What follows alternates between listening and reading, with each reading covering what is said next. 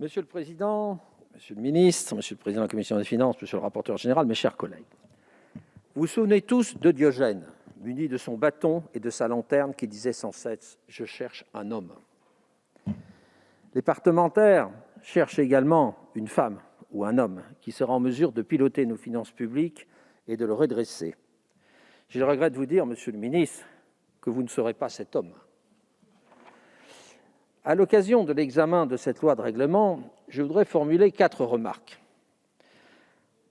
Première remarque, en 2020, l'open bar budgétaire a contribué à abolir toutes les limites.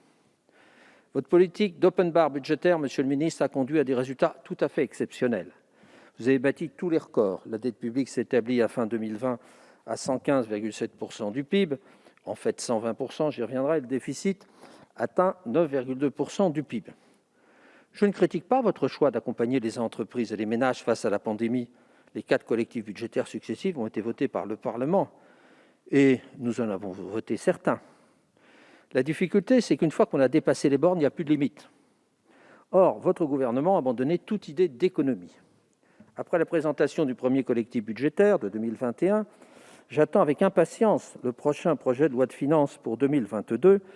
J'ai le pressentiment qu'il sera dans la lignée des précédents textes financiers.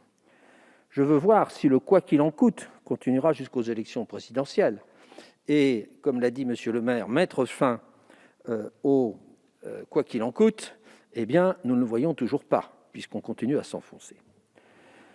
Ma deuxième critique, c'est que la crise sanitaire ne peut servir de prétexte à tout en 2020. Et les dépenses ordinaires contribuent leur forte progression. Les dépenses liées à la crise sont une chose, l'explosion des dépenses hors Covid en est une autre. Monsieur le ministre, vous ne pouvez pas utiliser la pandémie pour justifier tous vos choix.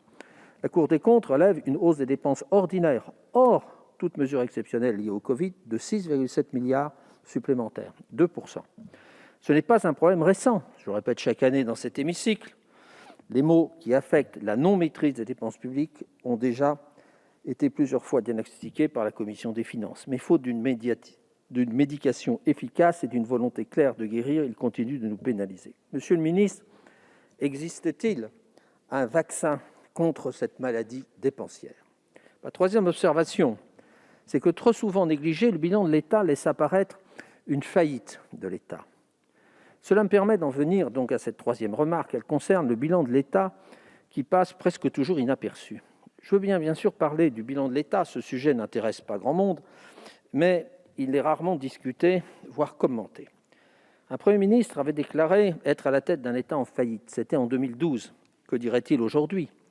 La situation nette de l'État est négative, et de plus en plus négative. Elle s'établit à fin 2020 à 1 536 milliards négative à fin 2020, et en hausse de 165 milliards par rapport à fin 2019. Ce chiffre en cache un autre. Le total du passif qui dépasse les 2 705 milliards, c'est-à-dire 90 000 euros pour chacune des 30 millions de familles françaises, contre 2 450 en 2019. C'est bien une situation de faillite, techniquement parlant. Aucune entreprise ne pourrait la supporter. Elle serait depuis longtemps devant le tribunal de commerce. Le problème tient au fait que le rythme de progression du passif de l'État est bien plus soutenu que celui de l'actif. La situation s'aggrave chaque année du montant du déficit. Or, cette dégradation correspond à des dépenses de fonctionnement, massivement, et pas du tout à des dépenses d'investissement. En outre, il faut ajouter que les chiffres de la dette de l'État sont bien plus graves en réalité. En effet, le montant de la dette de l'État est minoré de l'ordre de 90 milliards à fin 2020 grâce à l'accumulation des primes à l'émission enregistrées par l'AFT.